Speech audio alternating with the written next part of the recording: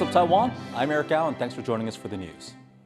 President Lai Ching-te wants to give out cash handouts of over $300 next year to share the gains of Taiwan's booming economy. 政府不能只看见平均数字，更要看见平均数字以下的人民，不会只关注科技产业的高峰，更要照顾每一个努力生活的家庭。 The Government Statistics Office has raised its GDP growth forecast for this year to over 11%, a 39-year high, amid soaring demand for AI hardware. Next year's proposed $123 billion budget also includes $11.7 billion for children's savings accounts, plus a record defense spend of over $35 billion. The cabinet is expected to send the final proposal to the legislature this month. Before and during Taiwan's recent Handouts military exercises, Chinese state media and online influencers were engaged in a campaign of disinformation, making misleading claims about the drills and offering counter-programming intended to intimidate. Our reporter Larry Ciano has more. Did Taiwan's President Lai Ching-te recently take part in an escape drill? Depending on where you get your information online, you might come to very different conclusions. The truth is pretty clear. In the exercise concerned, Lai was not being helped to flee. Rather, the drill simulated moving the president to a secure command center within the defense ministry. The disinformation originated within Chinese state media, which has repeated the claim across different outlets, as well as social media influencer companies, looking to shape Taiwan's information space. Commenters on this post by a social media studio run by China's military, including one reportedly from, quote, China's Taiwan, helped amplify the lie. 等于说是把它进入到安全指挥所这个演练的过程，把它扭曲成说是这个私自逃亡哦。那它基本上呢，其实会降低就是一般我们台湾民众对于这个国军指挥体系或者是我们整体这个防卫机制的信任啊。And the way that disinformation was spread points to a coordinated effort on the part of Chinese authorities. 他们会可能官媒会发布这样的相关资讯，那接下来可能是他们的。微博的一些博主社群，然后让很多个账号同时出现，然后增加它的触及率，就是会让更多台湾民众可能接触到这样子的一个虚假的论述。In addition to outright disinformation, Chinese state media and internet users have sought to respond to Taiwan's Handouts military exercises in apparent counter-programming efforts. The week before Handouts and continuing during the 10 days of the drills, Chinese state television aired a documentary on China's front-line Taiwan Strait Special Forces. It showed troops carrying out beach landings, practicing decapitation strikes against high-value targets, using cutting-edge tech like drones, and emphasizing the country's supposed military advantage over Taiwan and the U.S. One commenter even said the troops shown in the video deal psychological damage to Taiwan's military. Meanwhile, clips from Handouts drills taken out of context, then shared on Chinese social media platforms, prompted comments such as this one, comparing Taiwan's military to a puppet army, or this one, that accuses the army of seeking to use Taiwanese civilians as human shields. Chinese platforms have also sought to amplify voices in Taiwan that they can co-opt for their own purposes. That includes news clips from Taiwanese politician Jia Xiaokang calling for more cross-strait exchanges.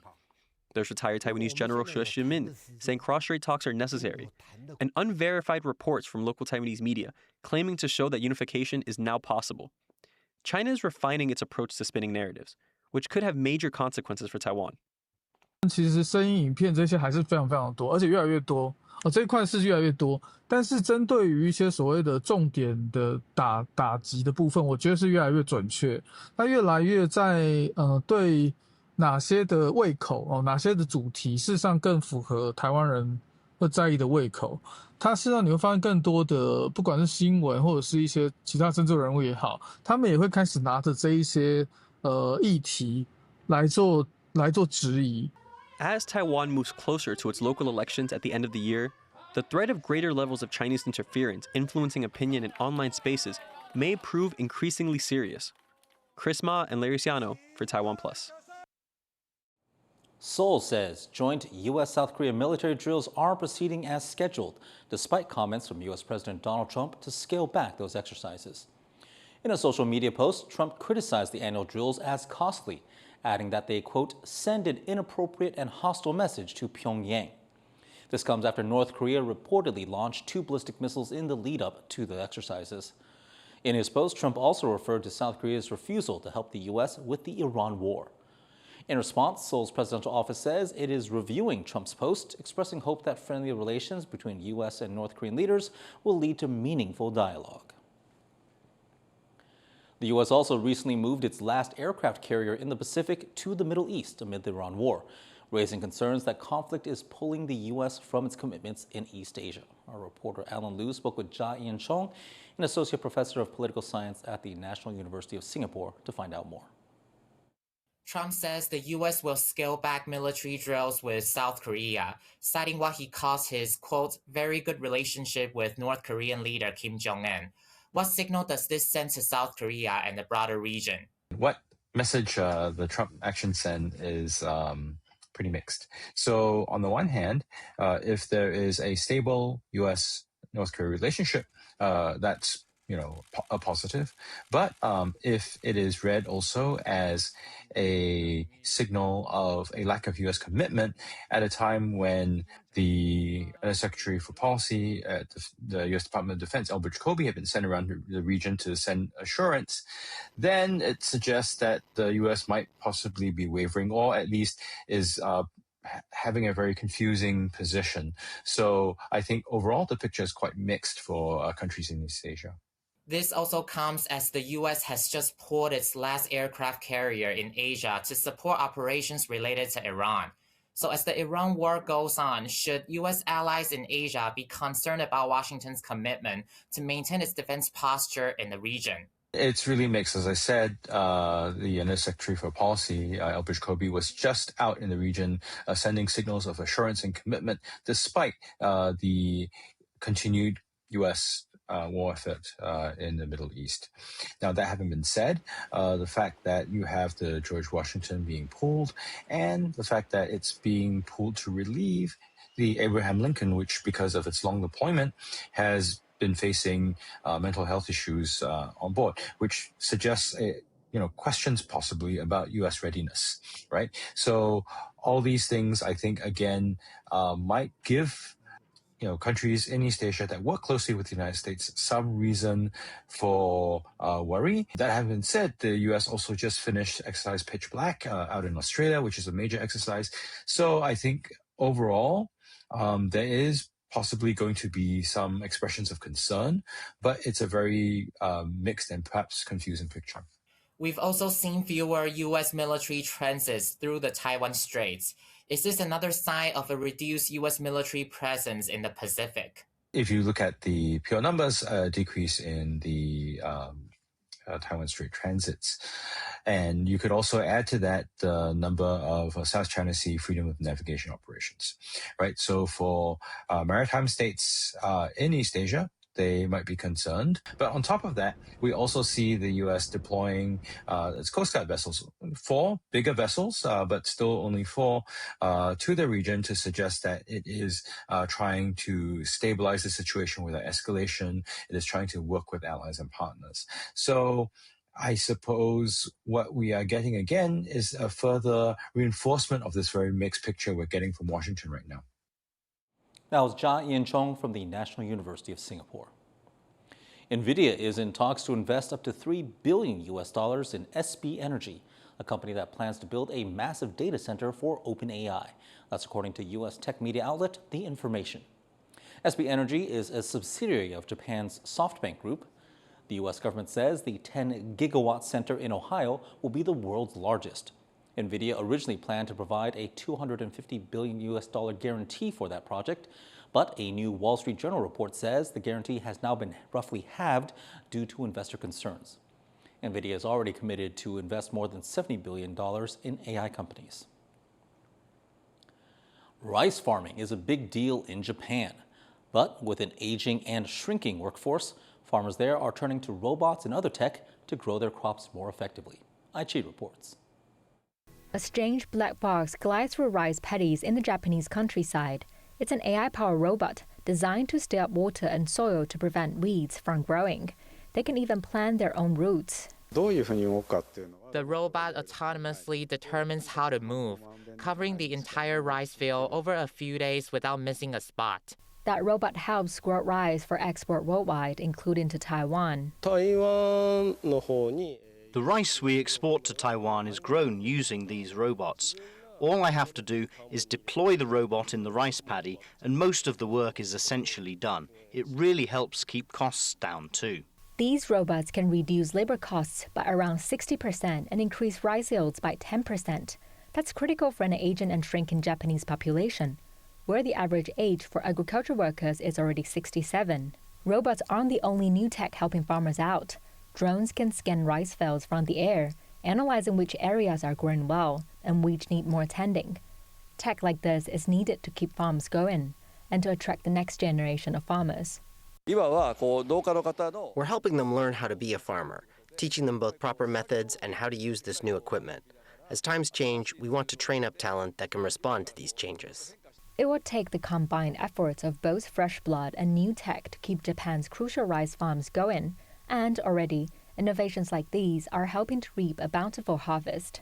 Hang Shi, NIT for TaiwanPlus. A deadly earthquake that struck Indonesia over the weekend has left thousands of people unsure of what's next.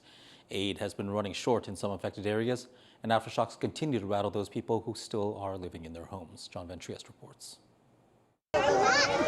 Traumatized and displaced, earthquake evacuees in Maumere, Indonesia line up for hot drinks, readying themselves for another night sleeping in tents.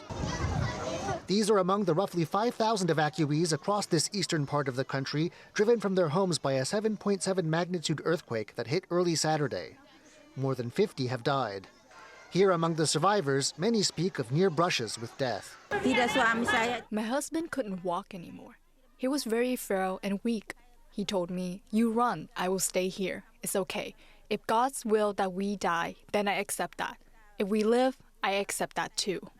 Indonesia's government says it is sending aid both by air and by sea, trying to get it where it's needed as fast as possible. But for now, some evacuees say the disaster zone is low on essentials. My husband in the morning took Rahini's baby and went to the store, and he got us 3 loaves of bread. 1 loaf of bread I felt so sorry for my nieces and nephews had to be divided, little by little. She's pregnant. I feel so sorry for her, so I only ate a small amount. Even a single banana would be divided among 3 people. We were desperately hungry. There's also the matter of medical care, and not just for the injured. On the island of Flores, Ruteng General Hospital is so badly damaged that many patients are now staying in makeshift shelters. There is adequate medicine for now, though the pharmacy building has collapsed.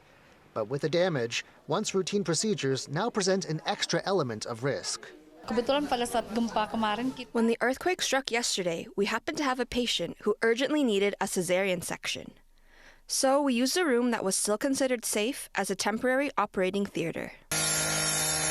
Even as rescuers continue to search the rubble, other dangers remain. Hundreds of aftershocks have continued to rattle affected areas. Now, many who still have homes are afraid to return. Seeing the damage makes us afraid. Now, whenever we go inside the house, we are filled with anxiety because the structure is already cracked and damaged throughout.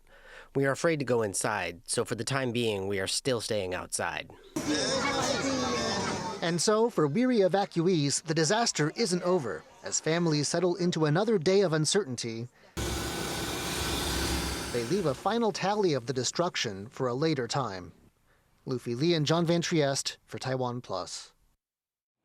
Coming up after the break, collecting trash has never been such a drag. We join drag queen superstar Nymphia Wind as she combs the coast for her next outfit inspiration.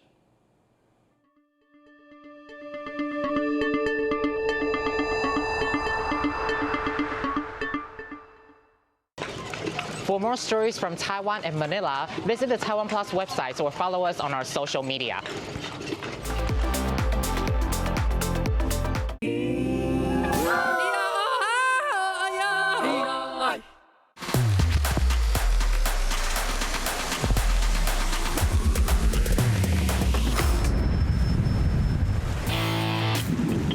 There's so many things that I wish the world could see.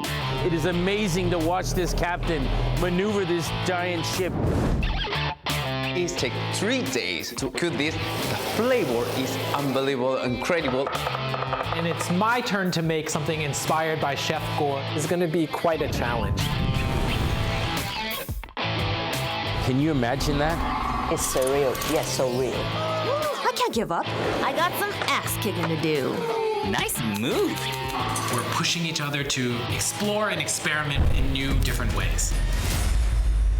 5, 4, 3, 2. A warm welcome to TaiwanPlus News. Exploring the issues that matter to you. Not just to Taiwan, the whole world is watching. 很多时候是我们眼睛看不到的地方。We might encounter mishaps and mistakes along the way. But at the end of the day, it just transmits something straight from the heart. Yes. Cheers. Bon appetit. It is about the fun, and it's about the glamour, and it's also about something much deeper than that. Sometimes you just gotta seize the opportunity. You just gotta do it. Have a place where you're appreciated for you exactly as you are, and where you can shine and be seen.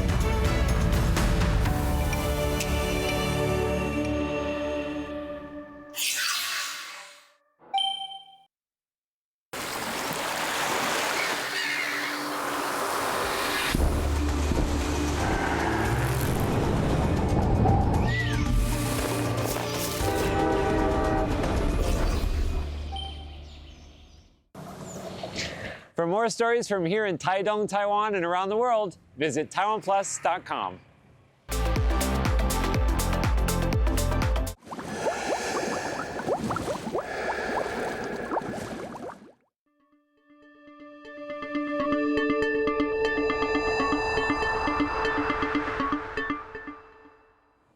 Welcome back. This is What's Up Taiwan. Taiwan's average annual income hit $23,000 per person in 2025, a record high. That's according to new figures released by the government's Statistics Bureau. The report shows income rising across all age groups, with the strongest growth for those already earning high wages. Officials noted several factors behind this positive trend. These included Taiwan's booming GDP, low unemployment, and increases to the minimum wage. Average household spending also increased last year by 3.6% to more than $28,000. Taiwan's high-speed rail is getting a major upgrade, with new Japan-made bullet trains arriving in the country. Our reporter Sandy Chi has the details. A grand celebration for Taiwan's high-speed rail system, or HSR, as the first of 12 new N700 ST train sets arrive in the country. They're the first new model added to the fleet since its launch over 2 decades ago. The new train is based on Japan's N700S Shinkansen, customized to meet the needs of Taiwan's railway operators. The new carriages are lighter and consume less energy. They also have upgraded passenger amenities, such as charging ports for all seats and more space for luggage. The trains will be assembled and undergo testing over the next few months, with plans to enter service next July. And as the HSR expands its fleet, the company that operates the system could propose fare adjustments for the first time in over 20 years. 高铁已经成为台湾均衡台湾动脉，大家相互依赖不可缺的一部分。因此，让高铁能够永续，是高铁公司责无旁贷的责任。其中，财务的永续，我想是首要。 Since it first opened in 2007, the HSR has become a vital part of Taiwan's infrastructure. 高铁的这20年来，其实改变了台湾的都市发展跟台湾的产业发展。过去的20年，我们造就了许多新的都市，在产业的选择的过程当中，也都以高铁车站作为首选。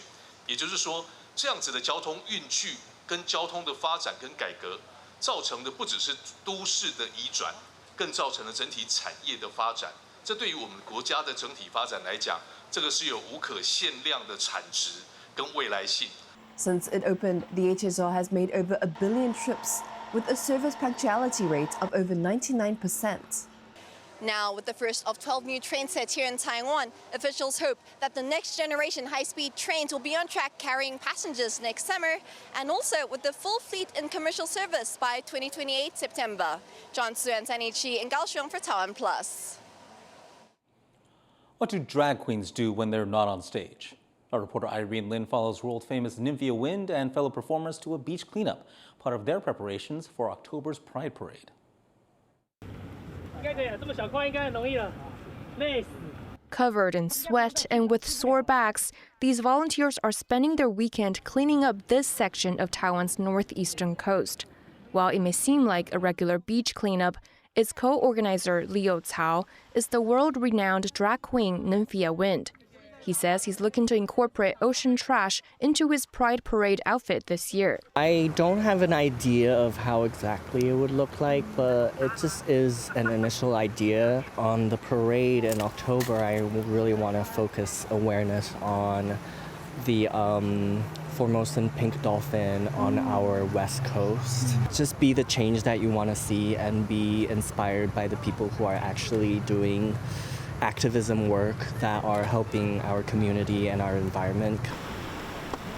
Without their signature dramatic stage makeup and outfits, these drag performers put on gloves and blend in with the crowd.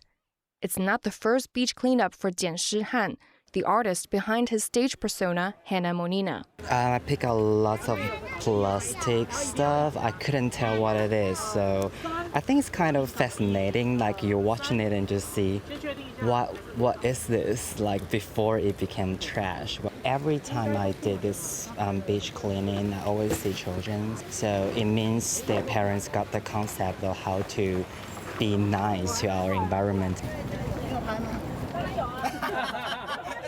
Some of their fans have also come to support their efforts. 我是因为尼菲亚在脸书上宣传，所以看到这个净滩活动的。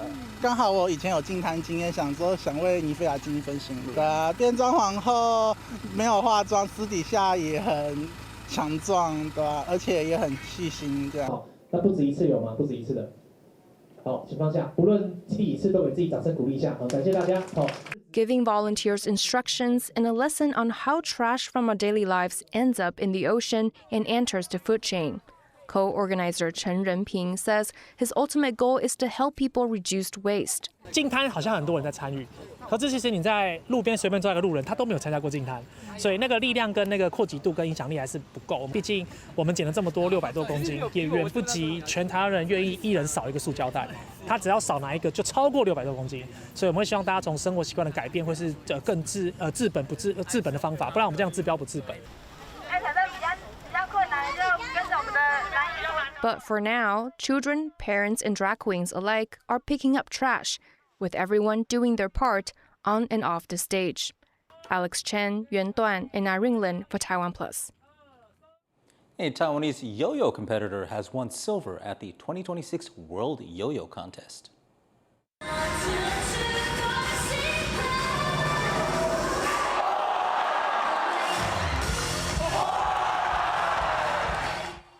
"20-year-old Alan Zhang placed second in the off-string category at the finals in Himeji, Japan, the highest placement ever in that group for a Taiwanese yo-yoer.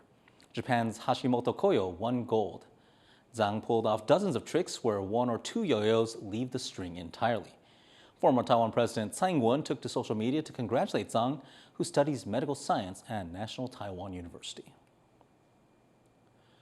A major international baseball event is coming to Taiwan. The country is set to host the 2027 Premier 12 tournament with a shot at the Olympics on the line. Sandy Chi was there for the announcement. And it's official, Taiwan is set to host the 2027 WBSC Premier 12. The announcement comes after the head of the Chinese Taipei Baseball Association, or CTBA, met with top executives from the World Baseball Softball Confederation.